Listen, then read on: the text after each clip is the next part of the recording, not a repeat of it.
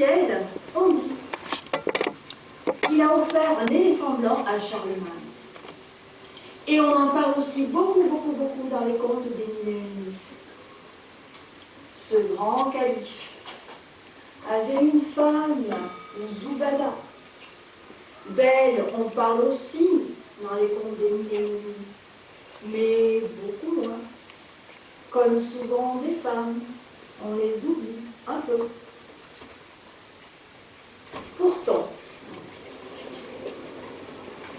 après leur mariage, Zoubada demande à Haroun d'apprendre un métier manuel. Mais enfin, Zoubada, pourquoi tu veux que moi, le roi, le calife, le commandeur des croyants, j'apprenne un métier?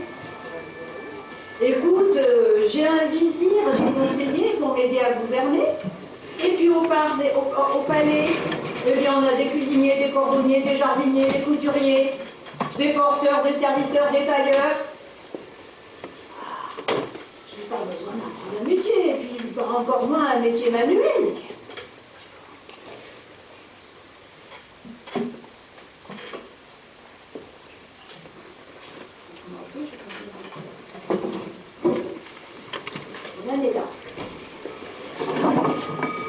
Mais Zoubada insiste, tu sais, un métier manuel, ça serait bien.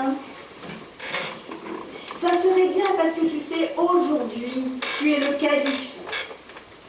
Tu as le pouvoir. Mais le pouvoir est capricieux. Et on ne sait pas de quoi demain sera fait. Par contre, tes mains, tu les as toujours avec toi.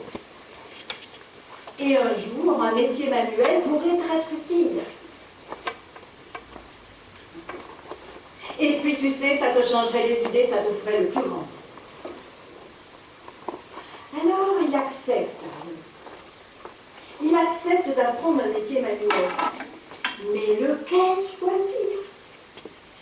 Cordonnier? Travailler le cuir sale, les chaussures usées? Ah non, c'est pas. Cuisinier?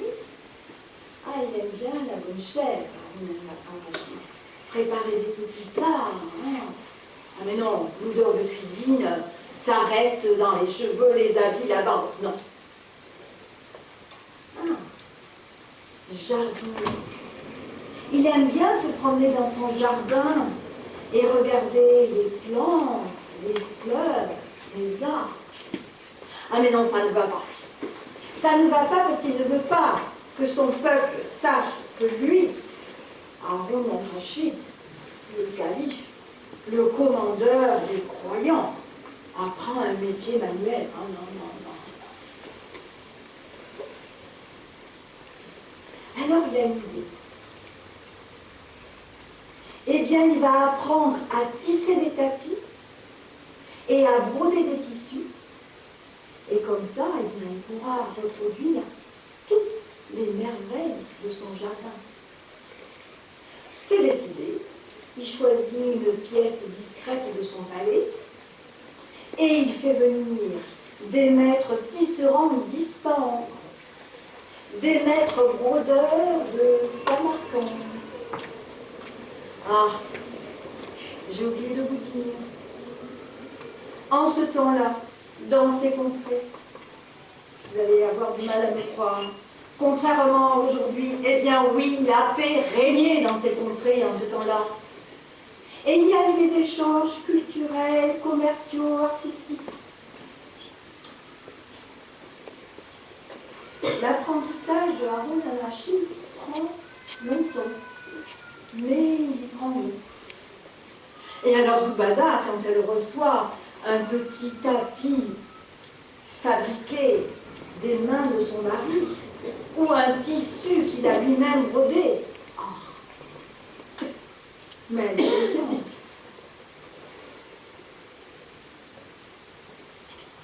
On apprend dans les contes des Mille et une nuits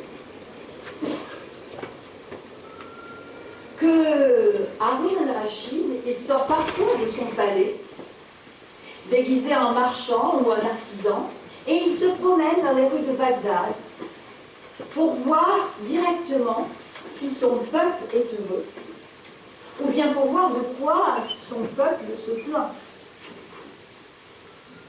Mais un soir, eh bien, il est capturé par des brigands qui veulent prendre son argent. Et de l'argent, il n'en a pas sur lui. Alors, il dit aux brigands, je n'ai pas d'argent sur moi, mais je peux vous en faire gagner beaucoup, parce que vous ne trouverez personne dans Bagdad ou aux environs qui sache tisser ou broder mieux que moi. Alors le chef des brigands le regarde et lui dit, d'accord, tu vas travailler pour nous. Mais si tu nous as menti, je te préviens que ta tête ira rejoindre ta bouche très vite.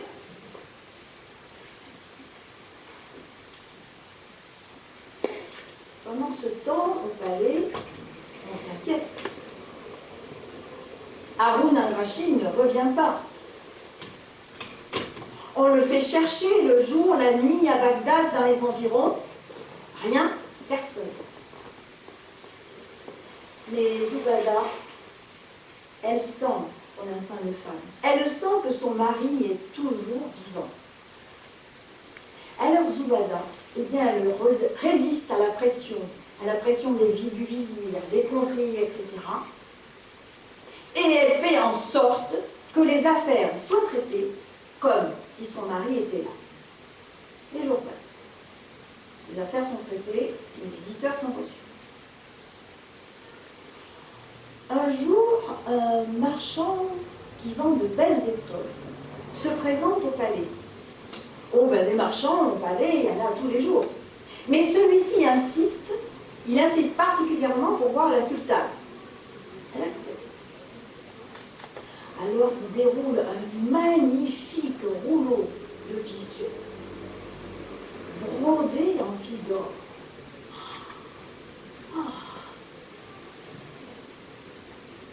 Combien? 1000 dirhams. Mais c'est cher, 1000 dirhams. Mais madame, regardez la qualité du tissu, la qualité du fil d'or, et regardez la finesse et le soin des broderies.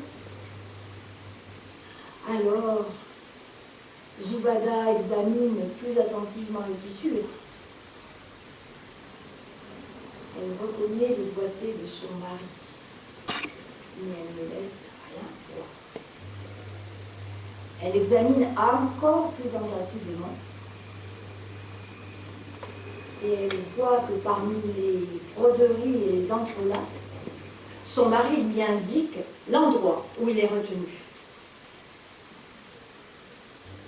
Elle informe le marchand qu'elle achète le tissu et qu'on va lui apporter ses 1000 dirhams comme il demande.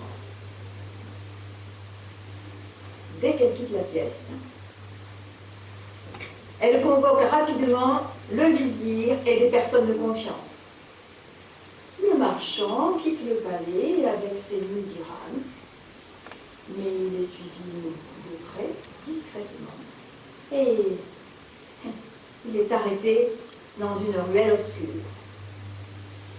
Dans les heures qui suivent, sur une colline au sud de Bagdad, arrive un troupeau de bergers avec des moutons et un groupe de paysans qui marchent sur un sentier. Et enfin, une caravane de marchands sur le chemin. Zoubada ordonne l'assaut. Marchands, paysans et bergers se débarrassent de leur déguisement et pénètrent dans la grotte où il est retenu. Haroun al-Rachid et ses compagnons de captivité sont libérés. Il est ému, Haroun al-Rachid. Il est ému de retrouver la liberté. Mais il est aussi très ému de voir sa femme à la tête des combattants qui l'ont libéré. Alors, il les remercie chaleureusement. Mais il remercie aussi particulièrement Zubada. Merci du fond du cœur, Zubada. Grâce à toi et tes conseils, j'ai appris à me servir de mes mains et je suis libre. Grâce à toi, ta persévérance, ton courage, je suis libre.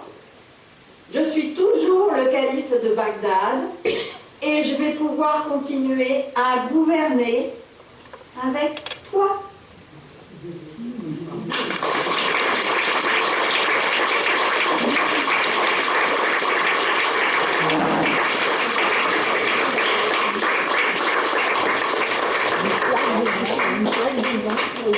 Là aussi. On va.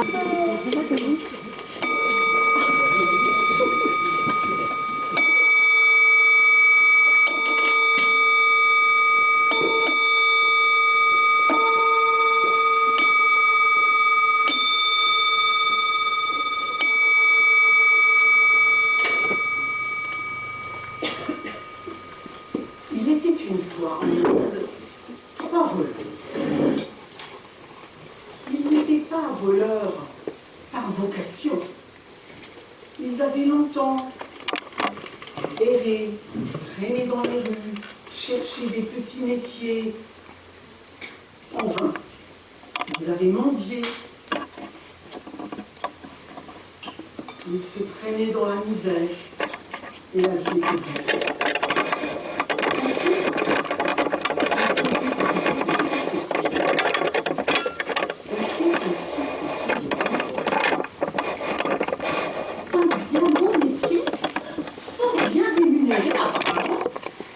Leur association était fructueuse.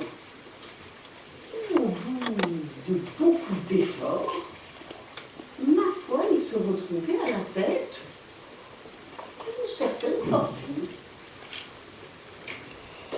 Mais vous savez bien, pas d'argent, pas de soucis. Avec la richesse, étaient arrivés des soucis. Ils devenaient grincheux, pas concentrés quand ils volaient, tout le temps préoccupés par leur bourse. Ils ne se faisaient plus confiance entre trois. La nuit, quand ils dormaient, si l'un bougeait dans son sommeil, aussitôt les deux autres se dressaient. Ah, il part avec la bourse. Ils étaient très fatigués. Ils devenaient maladroits en volant. Mais c'était très inquiétant. Ils ont décidé de se séparer. Partageons la bourse en trois et allons chacun de notre côté. D'accord. Ils ont ouvert la bourse. Ils ont compté l'argent. Une belle somme en vérité. Il y avait exactement 1000 pièces d'or. Ah, c'est bien, 1000 pièces d'or, mais ça ne se partage pas en trois. Le premier, le plus intelligent, a dit « Mais elle est pour moi cette pièce. C'est moi qui vous trouve tous les bons coups. C'est moi qui ai eu l'idée de l'association. Bien sûr qu'elle est pour moi. » Ah oui, elle est pour toi. Et pourquoi pas pour moi? Je suis le plus habile, c'est moi qui sais mieux me faufiler dans la foule, faire les poches aux uns, voler un portefeuille à l'autre, m'introduire dans une maison. Sans moi, vous seriez encore dans la misère. Elle est pour moi, cette pièce. Ah, elle est pour toi, cette pièce. Et quand vous êtes en danger, qui est-ce qui vous défend? Dit le plus fort. De toute façon, c'est pas la peine de discuter. Vous allez voir, si vous ne me la donnez pas, cette pièce, les coups que vous allez prendre. Et ils se disputaient, ils discutaient de plus en plus fort. Stop, a dit le premier. Nous allons nous faire remarquer. C'est vraiment la pire chose à faire. J'ai une idée. Restons ensemble, le temps de gagner 200 pièces d'or supplémentaires. 1200 pièces d'or. Nous sommes tous d'accord, ça se partage en trois. 400 pièces d'or chacun. Jolie pépule. Nous ne nous faisons plus confiance. Nous allons trouver un logement discret et nous demanderons à notre logeur de nous garder la bourse. D'accord. Ils ont trouvé exactement ce qu'ils cherchaient. Une maison pas trop loin du centre, mais un petit peu isolée quand même, dans un quartier tranquille. Là vivait un vieil homme, tout seul. Il se présente. Nous sommes 3 marchands. Nous avons encore des affaires à faire en ville, mais nous avons peur qu'on nous vole. Nous aimerions vous donner notre bourse. Vous la mettrez en lieu sûr, dans un endroit connu de vous seul, et vous ne nous la donnerez que quand nous serons tous les 3 devant vous à vous la demander.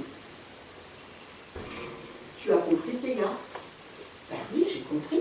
D'accord? Les 3 devant moi. Et je vais cacher la bourse. Et voilà. Tout était parfait. Et nos 3 hommes continuent leurs petites affaires, volant de ci, volant de là. Tout allait très bien. Mais, vous vous rappelez, nous sommes en Inde.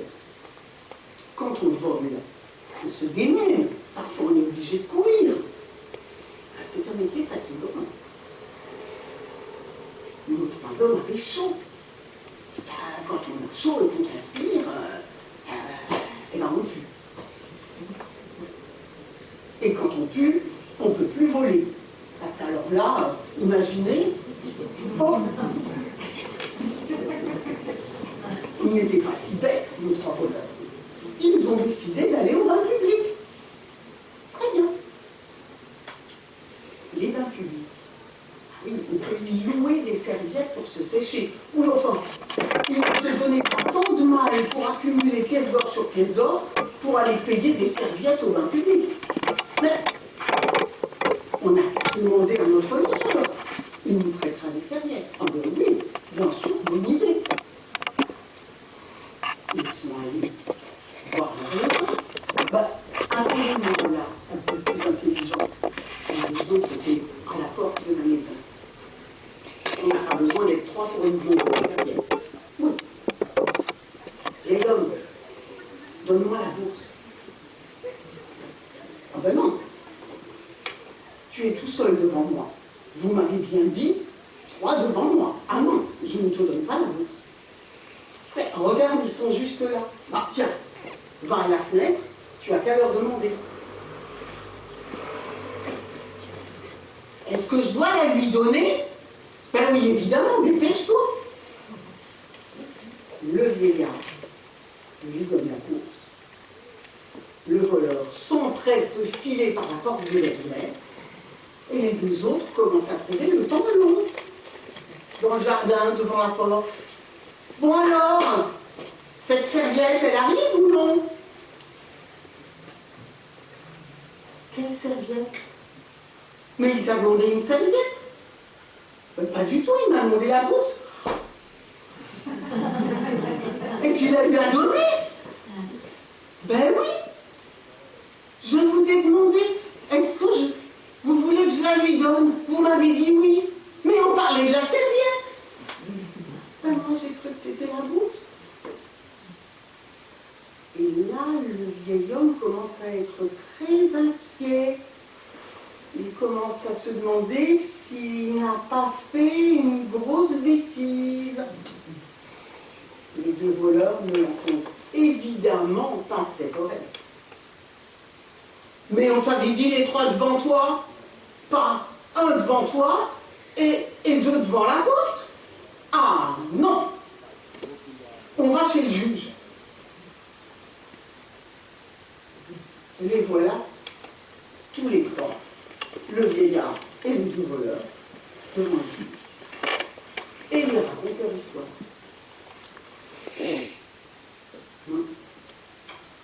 Le juge est très embêté. Il voit bien que ce vieil homme, il sent bien une entourloupe, il voit bien que ce vieil homme s'est fait avoir. Il le sent bien, mais il doit bien reconnaître que 3 devant toi, c'est pas un devant toi, 2 dans le jardin, et il est obligé de convenir que le vieil homme a été imprudent. Je te donne 3 jours. Dans 3 jours, venez tous ici et tu rembourseras l'argent. Ils se séparent, le vieil homme est désespéré. Jamais, jamais, même quand il travaillait dur, il n'a eu une telle somme d'argent entre les mains. Il s'en va en trébuchant dans les rues, aveuglé par ses larmes, et il finit par se laisser tomber au pied d'un mur, accablé. Il reste longtemps. Et tout d'un coup, il sent une petite main se poser sur son épaule et une petite voix lui dire « Mais grand-père, mais qu'est-ce que tu as, grand-père? Mais dis-moi pourquoi tu pleures. Ah, laisse-moi, laisse-moi. » Il ouvre les yeux. Une petite mendiante, moins d'une dizaine d'années, assurément, mince comme une tige de blé et les yeux brillants comme des étoiles. Mais dis-moi, je peux peut-être t'aider. Mais non, personne ne peut m'aider. Mais soulage ton cœur, ça te fera du bien. Je sais bien, moi, quand on a de la peine. Il faut en parler à quelqu'un. Tu n'as rien à perdre. Et le vieillard pense que oui. Ma foi, elle a raison. Et il lui raconte tout, depuis le début. Et les yeux de la petite fille se mettent à briller, briller. Et elle lui dit, mais je sais moi, mais c'est facile, mais je sais ce qu'il faut lui dire au juge.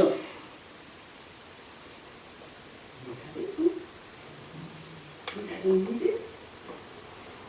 Ne me dites pas où il faut lui dire que son voleur, je vous rappelle que le vieillard n'en sait rien. Hein. Il n'y a que vous et moi qui le sachiez. En attendant, le vieillard emmène la petite chez lui et lui fait un bon repas. 3 jours passent. Le voilà devant le juge avec les 2 voleurs. Alors, vieillard, as-tu apporté la bourse? Peux-tu rembourser ta dette? Oui, oui, monsieur le juge. Je l'ai. J'ai la bourse, j'ai l'argent. Mais j'ai bien compris la leçon. Je ne la donnerai que s'ils sont 3 devant moi. Allez me chercher le 3e et je rendrai l'argent. Le juge est émerveillé par cette astuce. Il lui dit, mais vieillard, pourquoi tu ne m'as pas répondu ça il y a 3 jours? C'est que on m'a aidé. Je n'ai pas trouvé tout seul. Et qui t'a aidé? Oh, vous ne le croirez pas.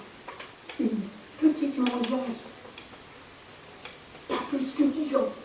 Mince comme une tige de blé et les yeux brillants comme des étoiles. Va me chercher cet enfant. Alors le vieillard retrouve la rue où il a tant pleuré. Il retrouve la petite fille. Il l'amène au juge. Et le juge la questionne, la fait parler. Et il est émerveillé par son intelligence, par la finesse de ses réponses. Et il lui dit, petite, si tu es courageuse, si tu aimes travailler, si tu as une bonne mémoire, est-ce que ça te plairait d'apprendre les lois, de travailler dur et de prendre ma place un jour, quand je serai trop vieux? pour rendre les jugements. Et la petite a les yeux qui brillent encore plus fort et elle lui dit « Oh, je suis courageuse et je ne rechigne pas à la tâche. Ah oui, ça me plairait. Oui, ça me plairait de rendre la justice. » Et alors, la petite fille est restée chez le juge et elle est devenue la première femme juge de la ville.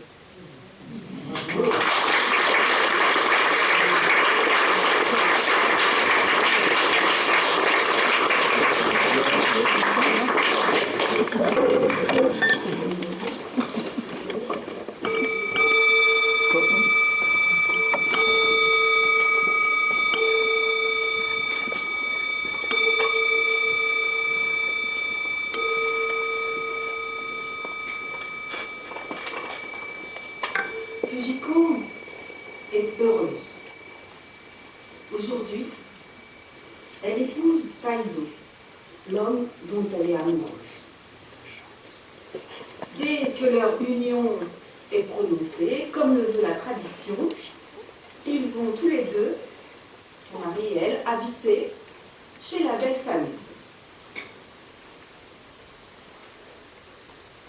Le lendemain, tôt le matin, comme tous les hommes, Taizo part travailler au champ.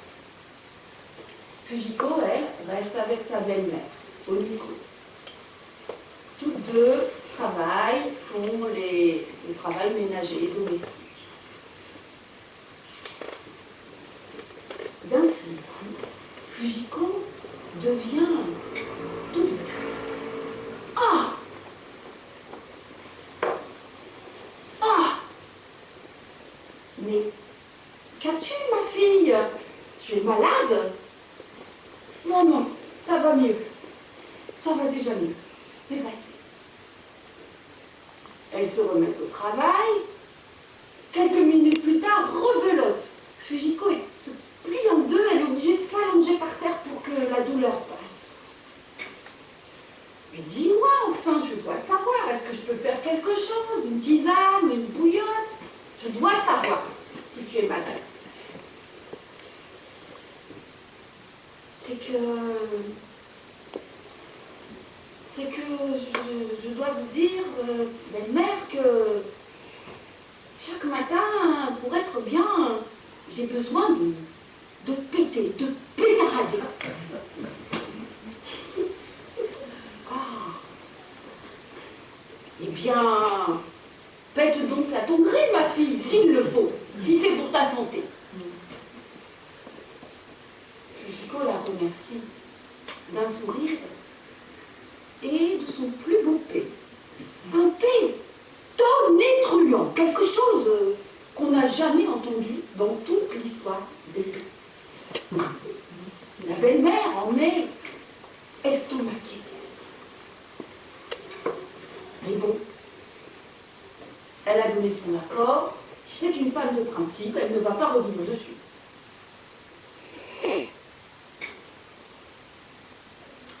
Au bout de quelques jours, les voisins viennent se plaindre auprès d'Oniko.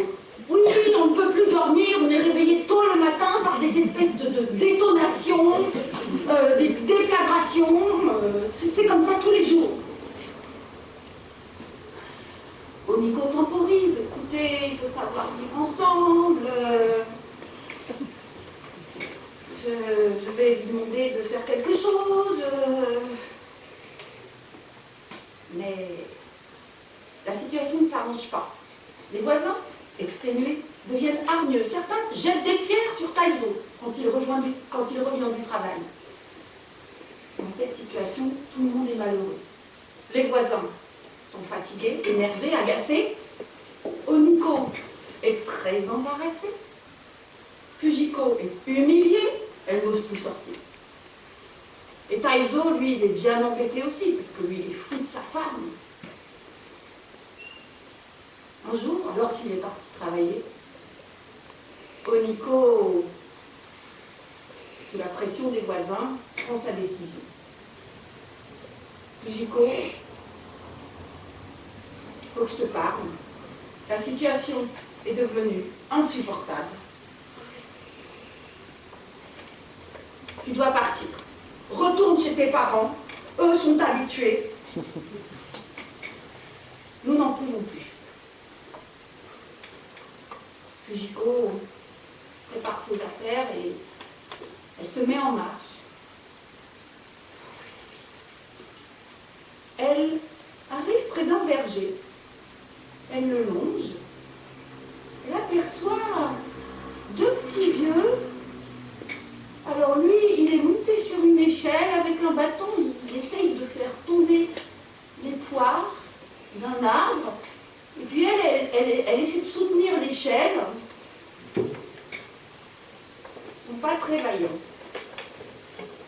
Fujiko, qui a retrouvé sa joie de vivre et sa bonne humeur, s'approche d'eux en disant « Je parie que moi, j'arrive d'un seul coup à faire tomber tous les fruits de cet arbre. »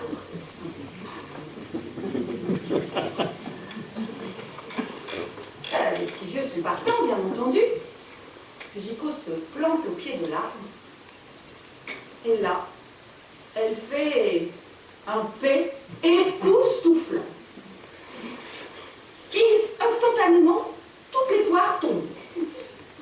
Les petits vieux sont tout contents, ils applaudissent. Fujiko est très fière, très contente de ce qu'elle vient de faire.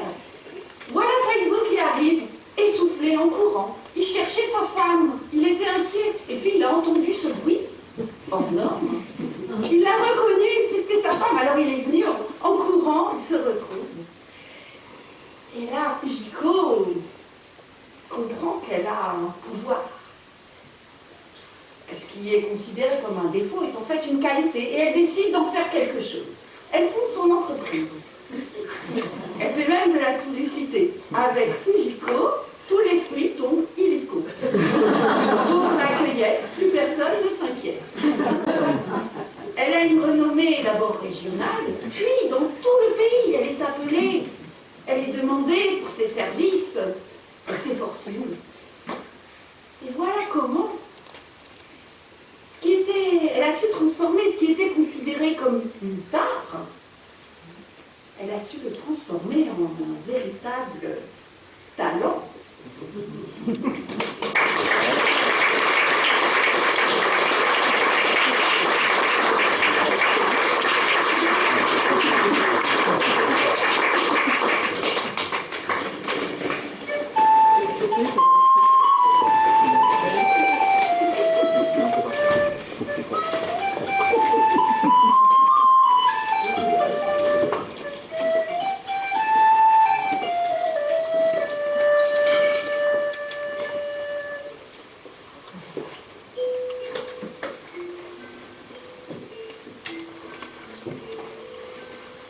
Cette femme d'un seigneur des terres du Sud attend un enfant. Lui, guerrier, il veut un fils, évidemment. Las, c'est une fille qui est venue. Furieux qu'on enlève cette chose hors de ma vue. Il n'a même pas voulu lui donner un nom. Qu'on l'enferme dans la plus haute tour du château et qu'on ne m'en parle plus jamais. La pauvre mère en est morte de chagrin.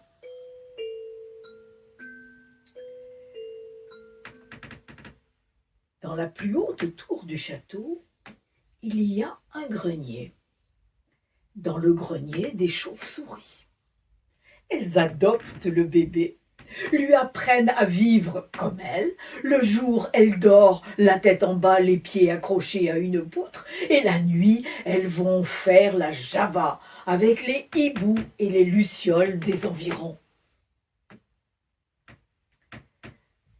Beaucoup de temps se passe. Un jour, un jeune roi des terres du Nord arrive au château. Le seigneur lui propose l'hospitalité. C'est un jeune homme mélancolique, solitaire. il se cherche une femme depuis longtemps. Un soir, au souper, il pose enfin la question qui le tracasse. « Seigneur, n'auriez-vous point une fille à marier ?»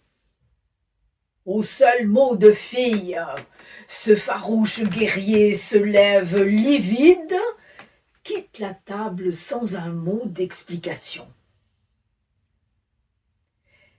C'est un serviteur qui explique toute l'affaire au jeune homme. Nous aurions bien quelque part une jeune fille, mais qu'est-elle devenue? Nul ne le sait.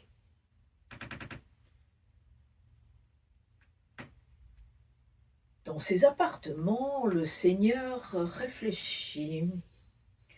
Cette chose, si je pouvais la vendre un bon prix, ça ferait bien mon affaire.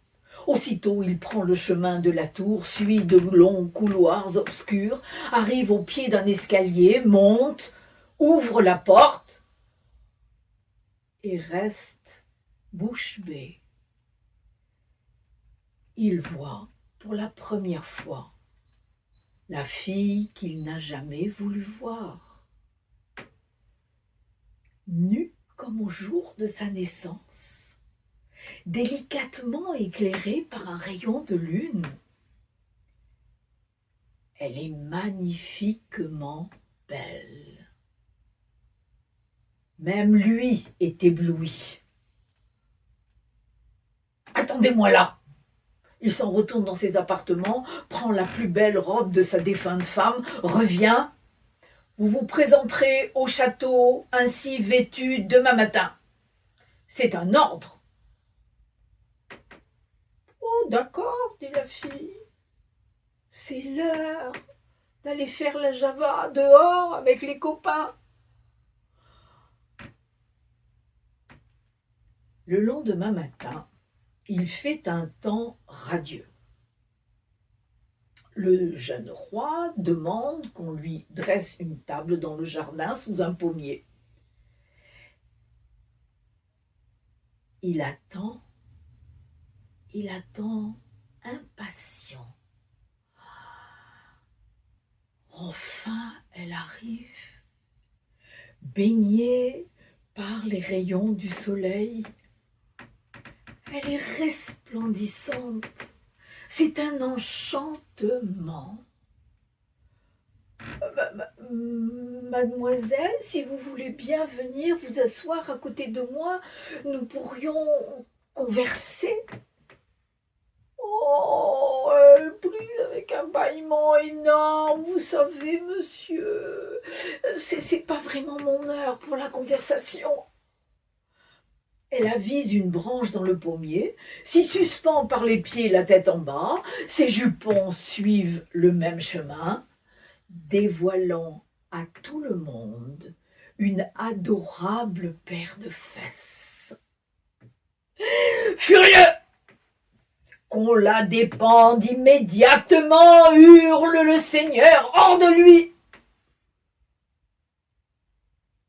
Non. N'en faites rien, Seigneur. Voyez-vous, c'est la plus belle pomme de votre pommier. Par contre, pour la conversation, c'est pas terrible. En plus, elle siffle en dormant. Mariez-la donc à un hibou. Le jeune roi s'en retourne dans ses terres du Nord, plus solitaire et mélancolique que jamais. Arrivé là-bas, il n'a plus goût à rien, ni à rire, ni à parler, ni à manger, ni la chasse, ni la musique, plus rien ne l'intéresse. Les docteurs diagnostiquent une forte dépression d'amour fou. Tous les soirs, il guette le ciel, il guette. Rien. Par une nuit d'hiver froide, venteuse, neigeuse, il entend un sifflement. Il se précipite, ouvre la fenêtre et ses bras, et les referme sur sa bien-aimée, jeune fille chauve-souris des pays du Sud. On dit que la lune et les étoiles se sont cachées pour les laisser tranquilles. Après le mariage, ils ne se voient guère. Lui, dans la journée, il vaque aux affaires du royaume. Elle dort, les pieds accrochés à une poutre, la tête en bas. Le soir, quand il rentre, elle s'apprête à partir faire la Java avec les hiboux et les lucioles du pays du Nord. On raconte que c'est probablement là la raison pour laquelle ils ont vécu ensemble, heureux, longtemps.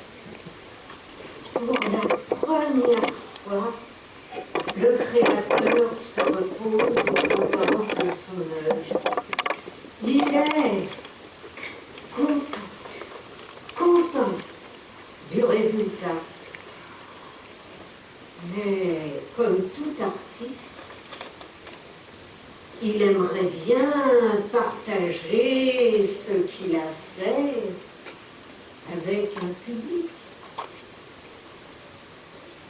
À qui va-t-il s'adresser?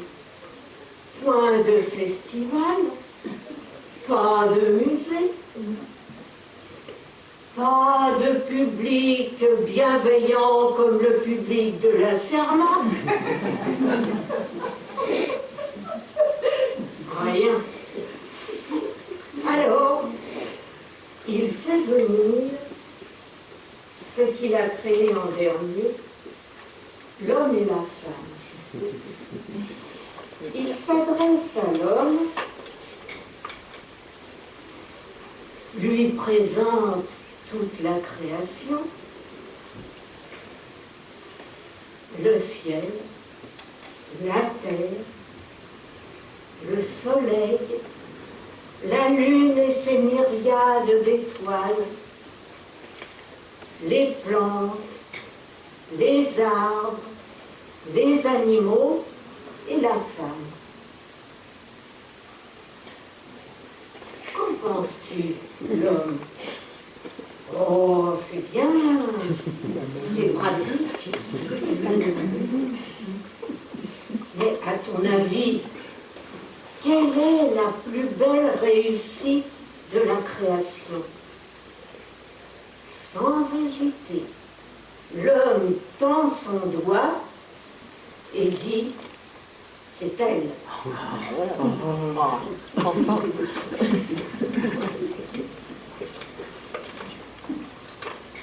Il laisse passer un temps, puis se tourne vers la femme. À nouveau, il décrit tout ce qu'il a mis tant de temps à faire avec délectation. Le ciel, la terre, les végétaux, les animaux et l'homme.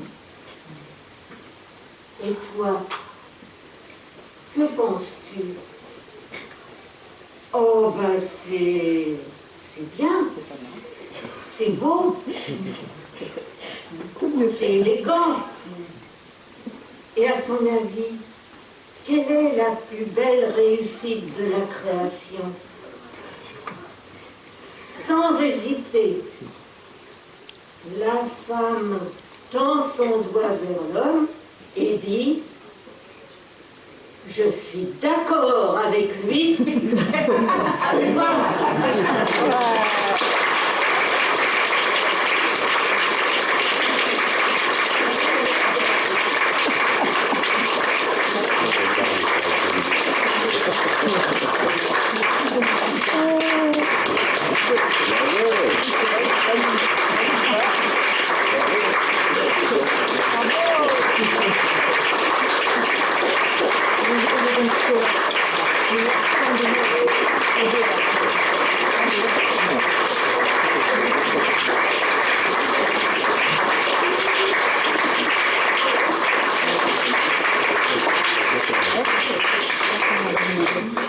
Alors, vous avez entendu les histoires de